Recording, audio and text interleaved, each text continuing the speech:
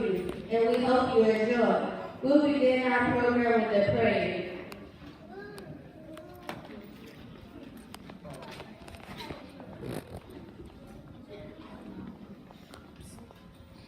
Please pause for a moment of prayer.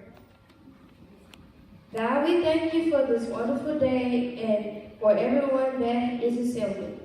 We also want to thank you for those who have paved the way and have a great contribution to sacrifices for all mankind.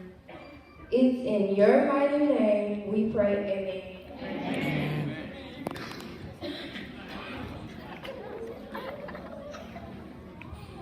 Good morning. Please stand for the pledge of allegiance and the schoolhouse dedication.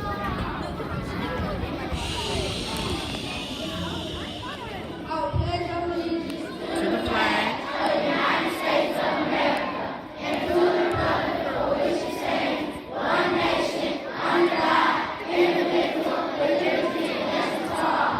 Yes, self-control, all we are not obedient, and have faith for the absolute, all we respect first possible.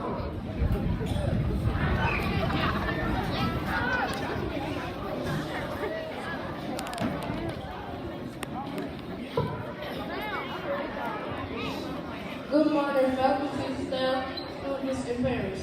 I would like to take this time to welcome you to our 2019 Black History Program. Thank you for coming, and please come again.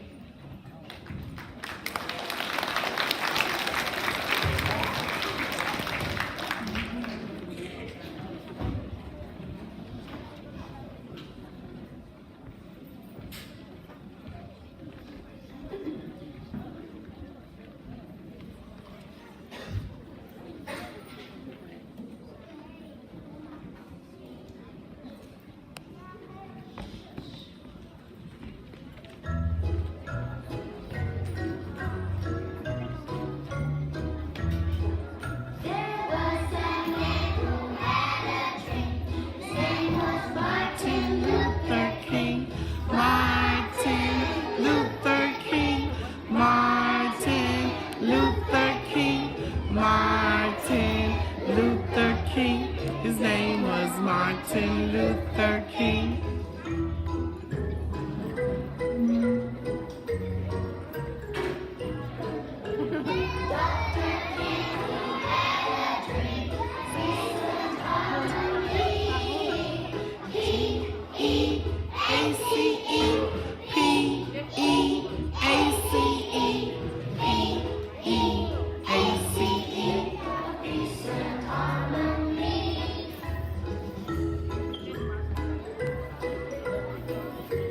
Take your lid out, baby.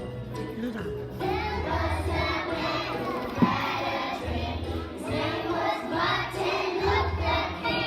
Martin Luther King. Martin Luther King.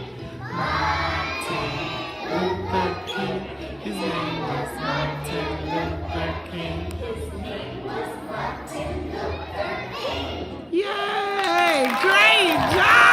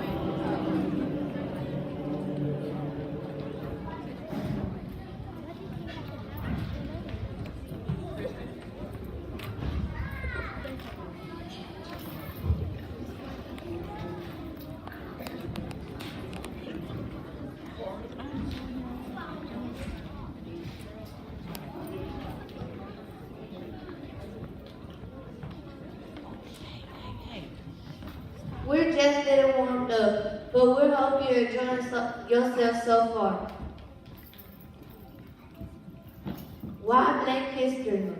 Black History Month is a time to celebrate the glorious heritage that people of color share and the remarkable spirit that brought us from slave ships and to scholarship, from auction blocks in cotton fields to paved streets and corporate boardrooms. No doubt this is because our foreparents suffered and died for the rights to be treated as first-class citizens. If the benefits of their service were blossoms, their resting place would be covered with flowers. When Dr. Carter G. Woodson started Black History Week in the 1920s, it was safe to say that he did not know that some 80 plus years later, the race would bask in such glorious success and achievement. He did not know, however, that the struggle so far produced the robust enough to separate discourse, broad enough enough for all ages to bask in, and profound enough to make a lasting statement. One misunderstood fact about Black History Month is that it's only for blacks. It is not. All ethnic people should study well the history of black folk. It's all part of the patchwork of the great American quilt. We cannot rest on our past achievements. We cannot rest until racism of every stripe is a thing of the past. For the only way to make Dr. King's dream come true is to wake up and press on toward the mountaintop. Now we're going to hear from our students who share some history about a few Shreveport great leaders. A little later in the program, we'll hear a few more about our local leaders.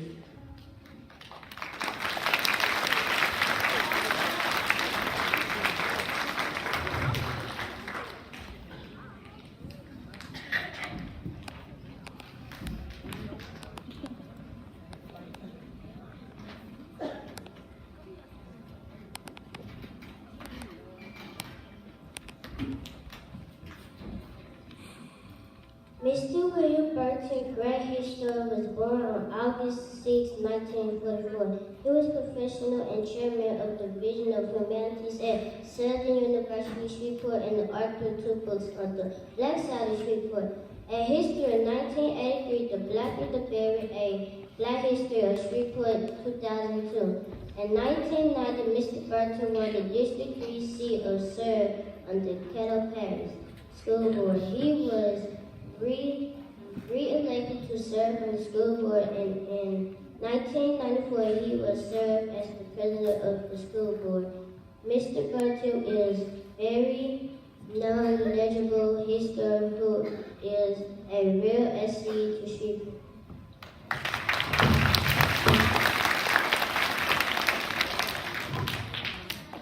Mr. Cochran was born on January 23, 1960. He attended Cattle Heights Elementary School during his elementary years.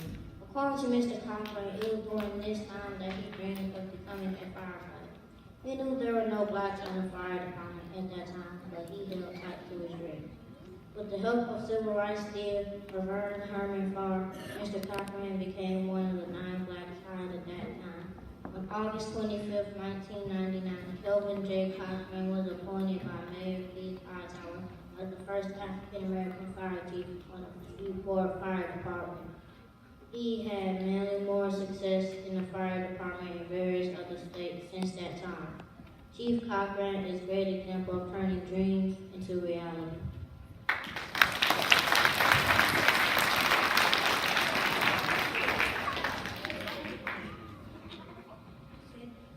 Cedric Bradford Glover was born August 9, 1965. Many of his classmates have known him since his early years at Northside Elementary, say that he has always been a leader.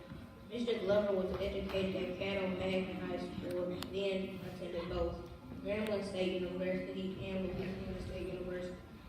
On October 21, 1995, Cedric Glover defeated four other candidates for the 4th District House of Representatives seat. A few years later, he ran for mayor of Shreveport, won and served 2 terms from 2006 to 2014.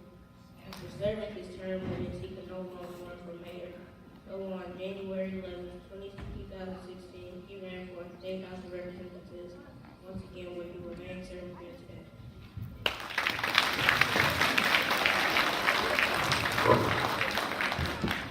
John Jackson was born on February 6, 1969 in Lake Charles, Louisiana. He graduated from Louisiana Tech University and received a bachelor's degree in business management. He holds an honorary doctorate degree from Louisiana National University. Jackson began preaching at an early age under the direction of the late Murphy L. Hunt, pastor of Morning Star Ministry Baptist Church. Dr. Jackson is a powerful speaker and preacher whose sermons are broadcast over the radio and live streamed over the internet. Jackson is a great believer in community involvement and is very active in many associations in the Newport Gulch area. Pastor Jackson continues to bring the word he invested in the community and it is an necessity to this entire community.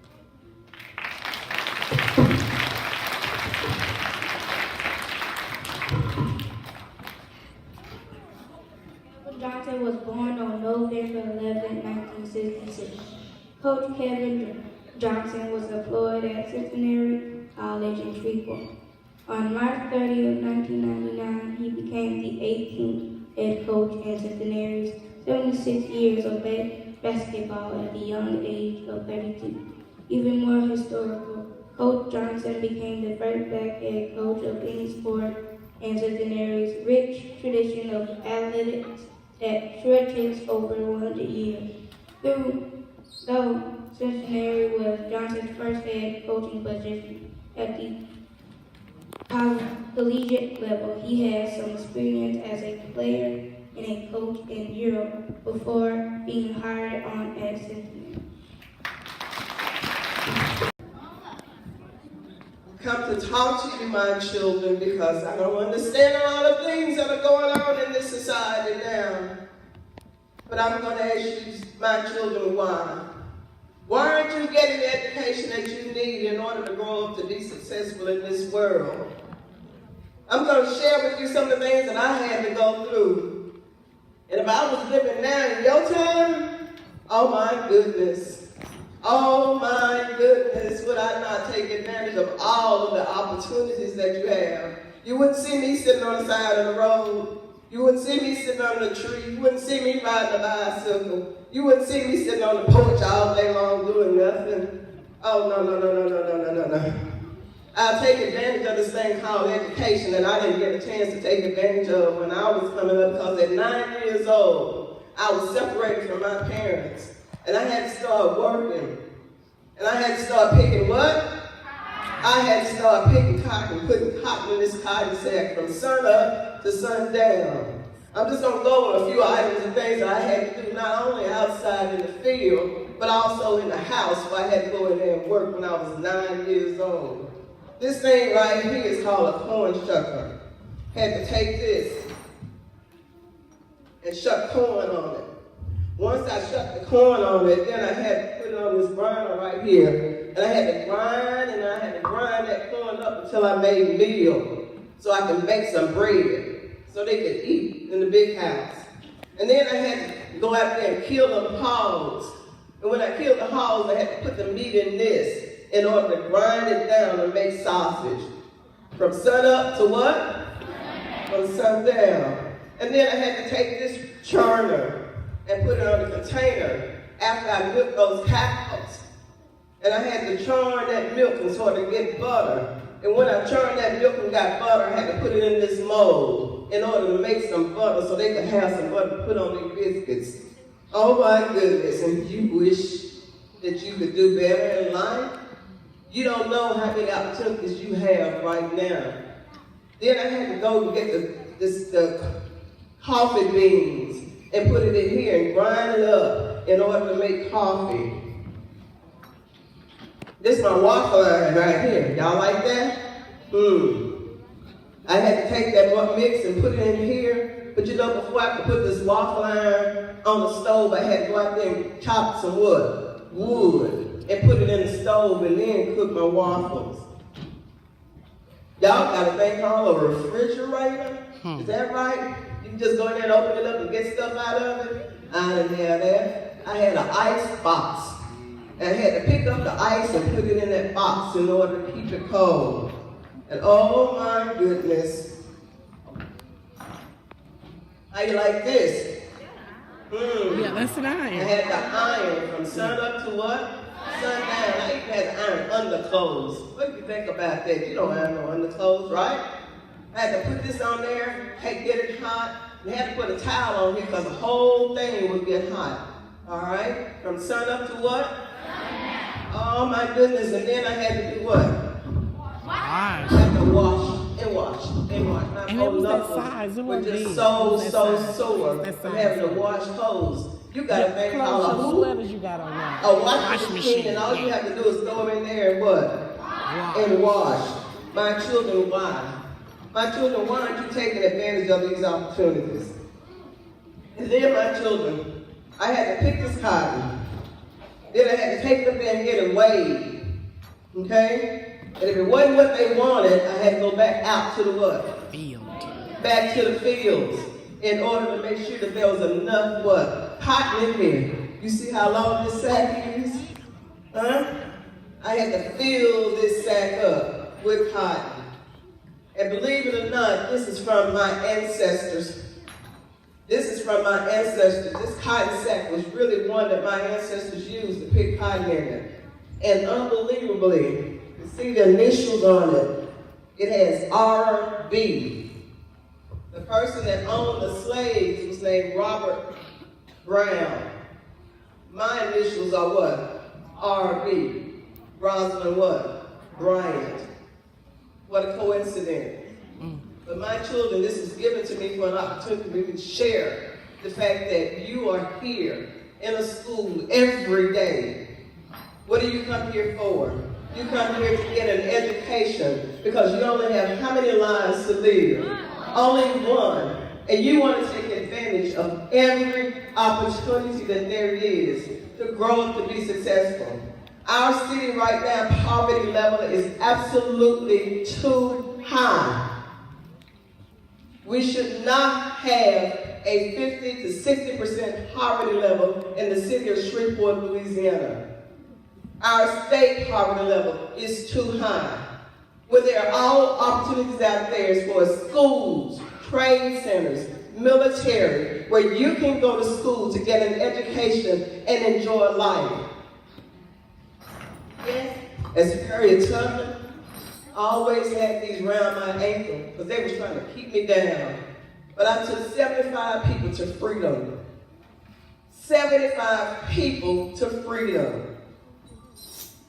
But you know the sad part right now, young people? As I come around to your schools, as I fly around and look, I don't see the change on the hands anymore except in those prisons where it's too many people there. I don't see the change on the feet unless they're in the prisons. But you know what the change is now? It's on your brain. It's on your brains. If you're not trying to take every opportunity to learn how to read, write, spell, do math, know history, your change is on your brain. I challenge every one of you in here to grow up to be somebody. Enjoy life, travel, see the world. Don't make your life one that's going to be getting up every day doing nothing. Of the same routine every day. God gave you a what? And you're going to drop the what? God gave you a what? And you're going to drop the what? God gave you a what? And you're going to drop the what? Thank you.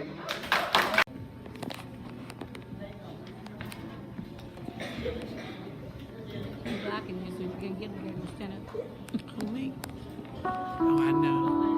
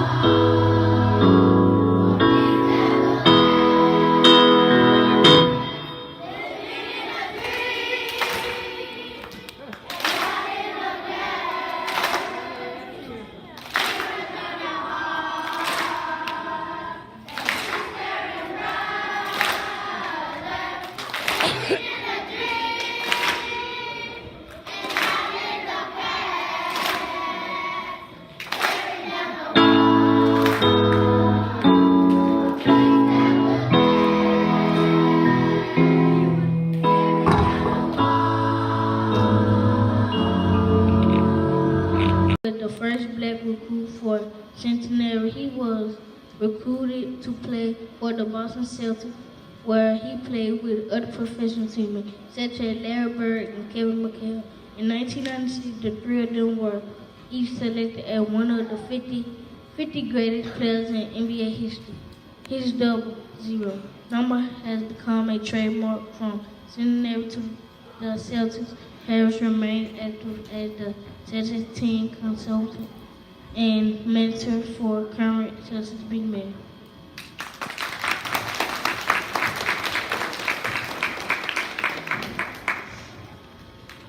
Adrian Parks was born on August 22nd, 1986, and grew up in Cedar Grove neighborhood of Shreveport. He succeeded in high school and was considered a leader by his friends and peers. After 9/11, when the Twin Towers were bombed, Parkins felt compelled to join the Army. He accepted a nomination to the West Point, where he was the first African-American cadet elected class president in school history, and later fought multiple times in Iraq and Afghanistan. One of his proudest moments, if he contributed to God, was ensuring that all members of his platoon returned home safe. After serving, Adrian graduated from Harvard Law School, where he was elected its student body president. While a law student, he focused his scholarship on criminal justice reform and the importance of innovations in small and mid-sized cities. He defeated Mayor Ali Tyler to become the 57th current mayor of Shreveport on December 29, 2018.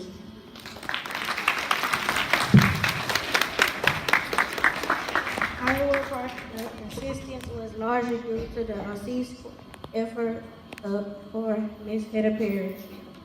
Upon researching, Miss Perry had no record showing her birthday date, but from her works and other dates, we can infer that she was born in the early 1900s. Hedda Perry's effort to secure a park for Southern West Shreveport begins with her leadership of Hollywood Community Club. Miss Perry was a graduate of Wiley College. She began teaching at Moortown Elementary School in 1922 and later taught at Brooks Street Elementary School.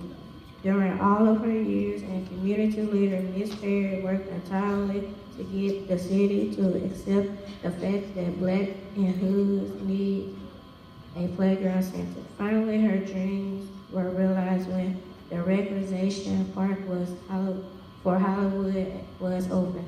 To reward Miss Perry for her effort, the park was named for her. Today, the park is affectionately known as Hedda Perry Park, located just a block away from Cal High School.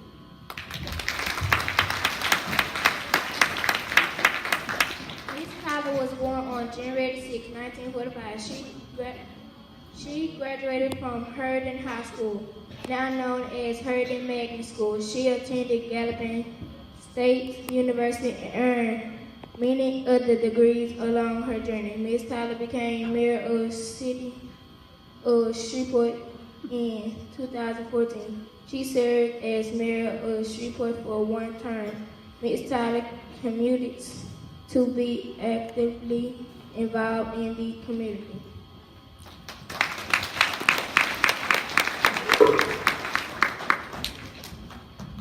Mrs. Mamie Love Wallace was born in 1922.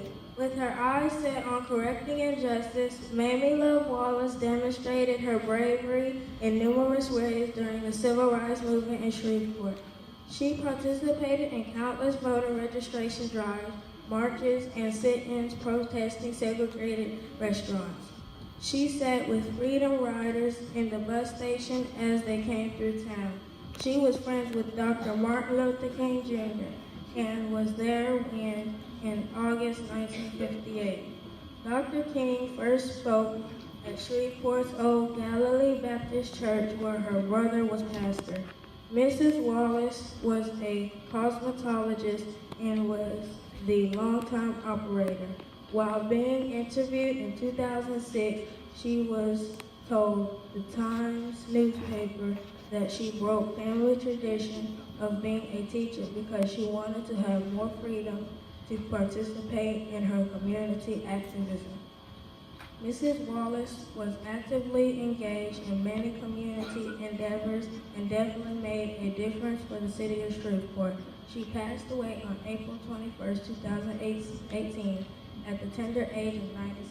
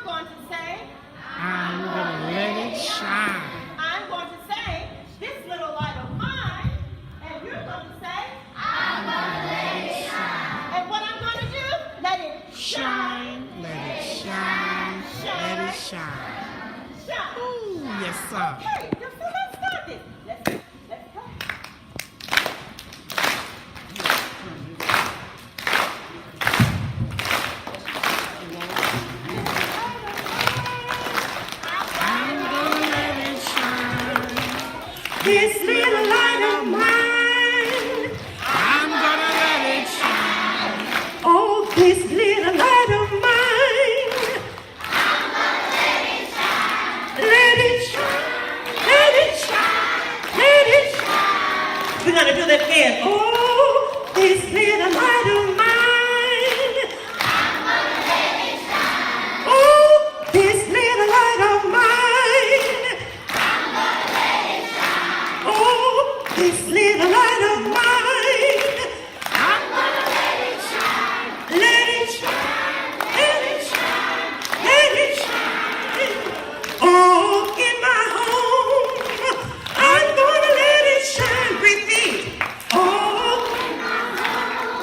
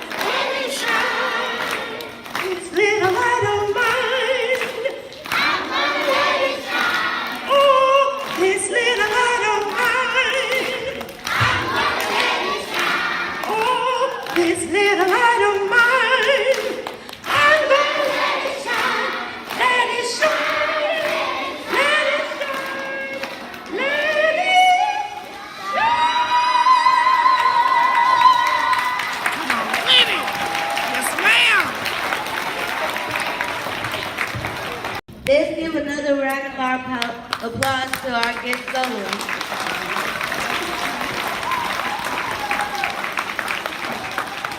Now we'll ask our principal, Mr. Hill, to come up for remarks, and afterwards we'll close out our program with one last song. All right, good morning again, everyone. I'd like to say thanks to our special guest, Ms. Rosalind Bryant, who is our parental involvement supervisor in Title I. Outstanding job being in character. And I hope you listen to what she's saying. Education is the key to your success. Again, we can't repeat the mistakes. We have to be educated in order to improve our condition. And Miss Wimberly, please stand. I don't know if they know, this is Miss Wimberly's mother. Stand back there. Outstanding job. Outstanding. And I want to just ask Mom, can she sing? We asked her, can she sing? Okay, she said she couldn't sing, but we're going to have you on the program next time. But thank you all for coming and taking time out. Okay, and let's recognize Miss Glover and the committee. We were worried about the Black History program. Miss Glover did an outstanding job with her committee putting things together. And our musical director, Mr. Strickland, let's give him a hand. And all the other master teachers who contributed, Miss Juice, Miss Adams, and everybody who worked together. And students, let's ask all our parents and grandparents to stand so we can give them a big round of applause. Parents and grandparents, let's stand so we can give you a big round of applause. Then we definitely appreciate you all coming out to watch your boys and girls perform. All right, I'm going to ask that choir to please stand one more time. They did an outstanding job. Choir, take your bow to the crowd. Very good. All right, you can have a seat. They did. And every time I have a program, I have to recognize these terrific teachers. If our teachers would stand, they make me look good every day. Our teachers, you all please stand so we can give you a round of applause. Y'all want to stand? These are very, very dedicated educators. We're here, we have a tough job to do, parents, but we appreciate your support as we work with your boys and girls every day. I don't think I have any of my administrators in here. I want to recognize Ms. Tolbert, our counselor, and Ms. Feaster, our coordinator. I think she's having a program. And last but certainly not least, our support staff and office staff, Mr. Bunton,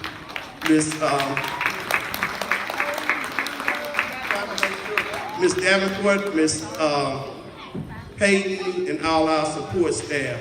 All right. Ms. Youngblood. Okay, and on one more housekeeping thing, we do have a little bit of World's Finest chocolate left. The bars are $1 and the boxes are $6. And we need to go ahead so we can close out that fundraiser.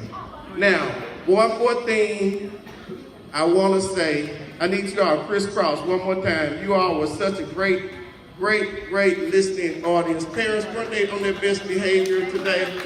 We didn't have to stop the program now one time to our pre-K babies. Oh yeah, they did sing too. Let's clap our pre-K boys again. With Dr. King.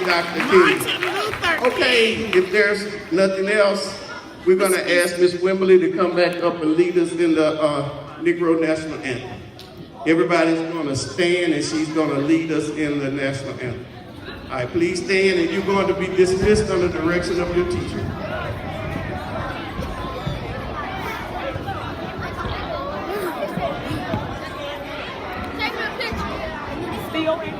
How about you on video?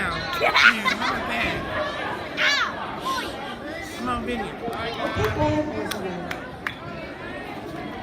Lift every voice and sing till earth and heaven ring with the harmony of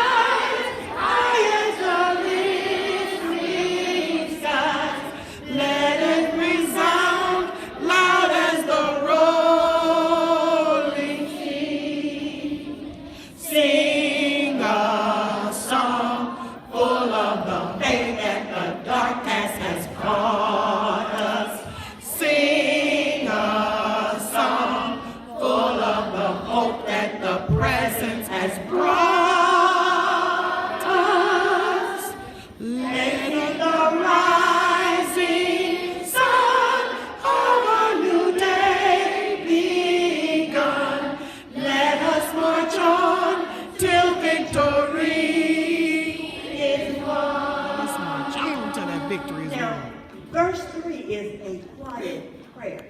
So let's sing verse 3. God of our weary years, God of our silent tears, God who has brought us thus far on the way, thou who hast by thy might led us into the light. Keep us forever in the path we pray. Let our feet stray from the places, our God, where we met thee. Let our hearts drunk with the wine of the world we forget.